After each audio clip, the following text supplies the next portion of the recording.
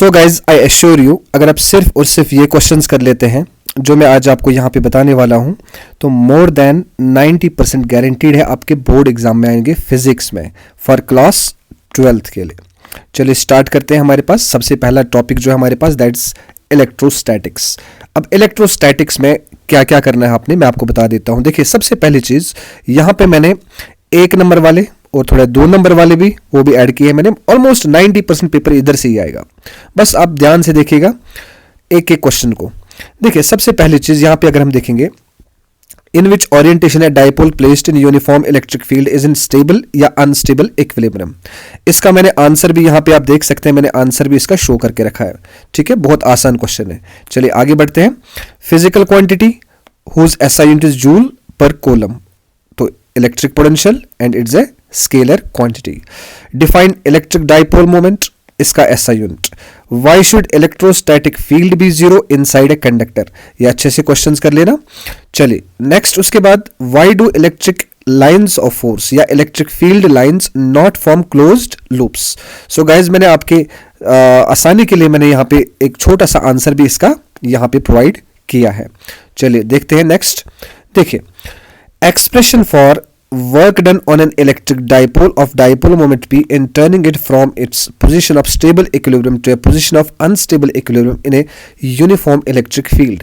अब गाइज ये जो क्वेश्चन मैंने यहाँ पे बताया है, ये क्वेश्चन एग्जैक्टली वही वाला क्वेश्चन जो आप पढ़ते हैं, वो क्या कहते हैं उसको, पोटेंशियल एनर्जी ऑफ डाइपोल। ये वही क्वेश्चन है, potential energy of electric dipole. ठीक है, तो ये आप अच्छे से कर लीजिएगा, ये 3 मार्क्स का क्वेश्चन आ सकता है। अब ये 2 मार्क्स का फिर से क्वेश्चन आ सकता है, why do the electric field lines never cross each other. ठीक है, और उसके बाद show on A plot the nature of variation of electric field and potential. मतलब ये E इक्वल्स टू वो वाला क्वेश्चन है, पोटेंशियल ग्रेडियंट वाला, dV/dr वाला। ठीक है ना, ये आप अच्छे से कर लीजिएगा। उसके बाद इलेक्ट्रिक फ्लक्स क्या होता है और इसका यूनिट्स एंड डायमेंशंस, ये सारे ये जो मैंने ऑलमोस्ट ये बता दिए, ये 1 नंबर 2 नंबर के क्वेश्चंस आने वाले हैं।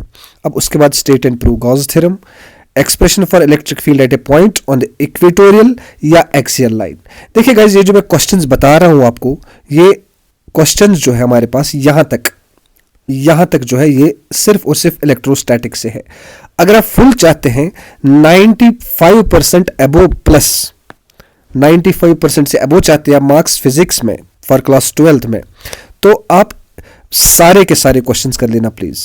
अदरवाइज अगर आप चाहते हैं 70 to 80%, तो इसमें मैं कुछ क्वेश्चंस फिर वो डिलीट भी कर सकता हूं। जैसे for example capacitors in series and parallel करने की जरूरत नहीं है अगर आपको 70 to 80% ही चाहिए।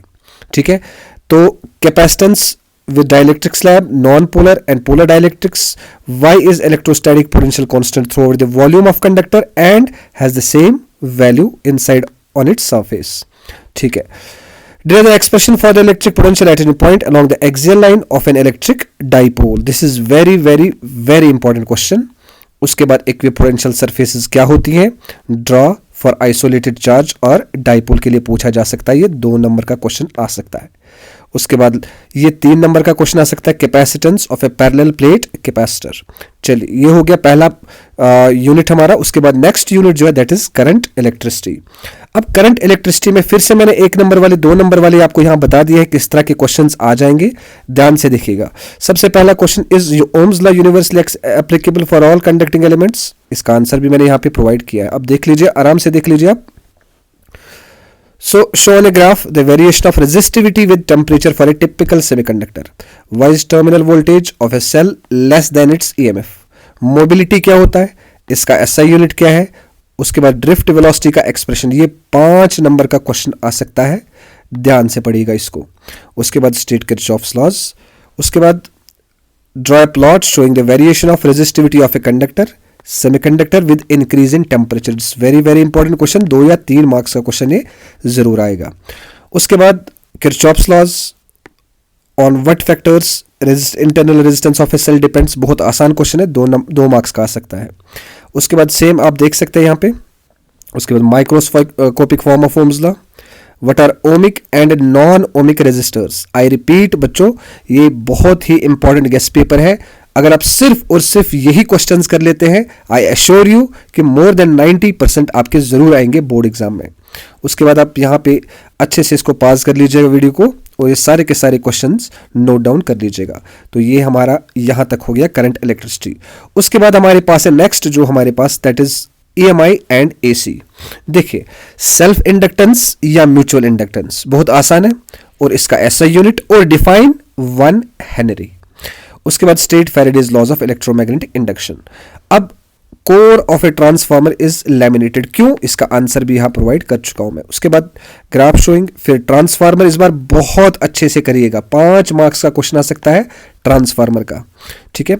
चलिए next, define wattless current, why do we prefer AC voltage over DC voltage, draw sketch et cetera et cetera आप देख सकते हैं। What is a phasor, mean value of AC, RMS value of AC।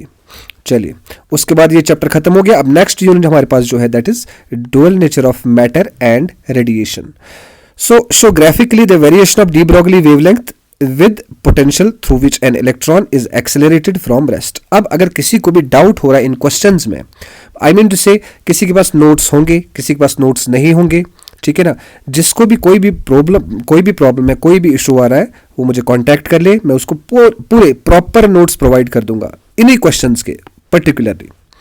चलिए नेक्स्ट देखते हैं हम।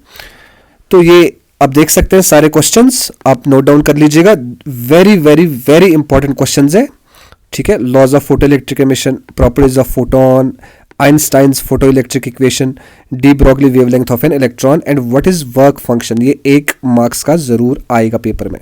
चलिए उसके बाद मेन जो मोस्ट इंपॉर्टेंट जो हमारे पास यहाँ हर बच्चे को जिसका डर लगता है दैट इज ऑप्टिक्स। ऑप्टिक्स में करना क्या है आपने, देखिए सबसे पहली चीज ये relation between F and R, F मतलब फोकल लेंथ एंड R मतलब रेडियस ऑफ कर्वेचर, मतलब F की वैल्यू आ जाती है R डिवाइडेड बाई 2। इसका एक्सप्रेशन आपने निकालना, ये 3 मार्क्स का क्वेश्चन आपके आ सकता है। उसके बाद मिरर फॉर्मूला, लेंस फॉर्मूला। अब सेम यहां पे मैंने एक न्यूमेरिकल भी डाल दिया है।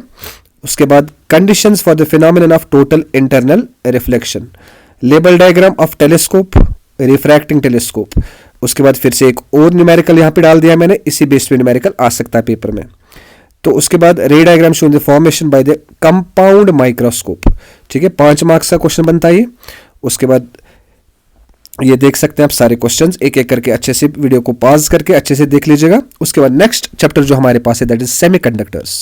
सेमीकंडक्टर्स में n versus n type versus p type, this is very very very important question, या इंट्रिंसिक वर्सेस एक्सट्रिंसिक सेमीकंडक्टर।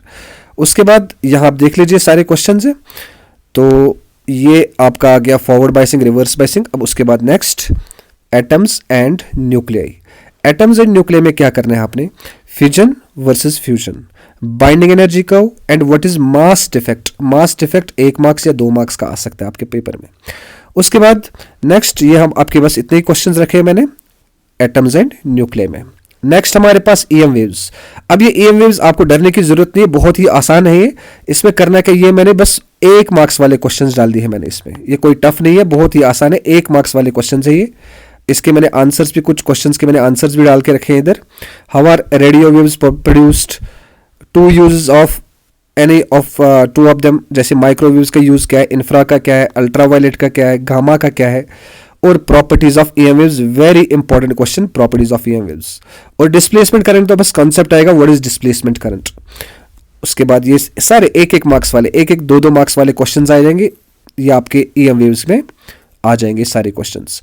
तो उसके बाद हमारे पास जो एक और मोस्ट इंपॉर्टेंट यूनिट रहता है that is magnetic effects of current and magnetism. इसमें आप देख सकते हैं मैंने इसमें भी 1 नंबर वाले 2 नंबर वाले क्वेश्चंस डाल के रखे हैं मैंने, तो आप देख सकते हैं वीडियो को पॉज करके अच्छे से देख लीजिएगा। सो ये इंपॉर्टेंट क्वेश्चन है, गैल्वेनोमीटर को एमीटर या वोल्ट मीटर में कैसे कन्वर्ट कर सकते हैं, करंट सेंसिटिविटी या वोल्टेज सेंसिटिविटी क्या होती है, मूविंग कॉइल गैल्वेनोमीटर, इसकी वर्किंग आप वीडियो को पॉज करके अच्छे से देख लीजिएगा। अब अगर कोई बच्चा है जिसको बहुत समस्या आ रही है, प्रॉब्लम आ रही है, सर इतने सारे क्वेश्चंस कैसे कर पाएंगे अभी, हाँ इसका भी मतलब सोल्यूशन है। अगर वो चाहता है सिर्फ और सिर्फ उसके जस्ट 70% से 80% तक आ जाए तो इसमें से बहुत सारे क्वेश्चंस ऐसे हैं जो मैं इससे निकाल सकता हूं, तब भी कोई फर्क नहीं पड़ेगा। तो ये आपके सारे के सारे चैप्टर आ गए हैं। सो आप अच्छे से वीडियो को पॉज करके सारे के सारे क्वेश्चंस जो भी हैं फिजिक्स क्लास 12th बोर्ड के 2024 के सबसे मोस्ट इंपॉर्टेंट क्वेश्चंस है ये। आप अच्छे से वीडियो को पॉज करके सारे के सारे क्वेश्चंस को अच्छे से नोट डाउन कीजिएगा। अगर आपको इसका पीडीएफ भी चाहिए तो आप प्लीज मुझे बताइए, कमेंट सेक्शन में बताइए कि आपको पीडीएफ भी चाहिए, तो मैं आपको पीडीएफ भी इसका प्रोवाइड कर दूंगा। Thank you so much.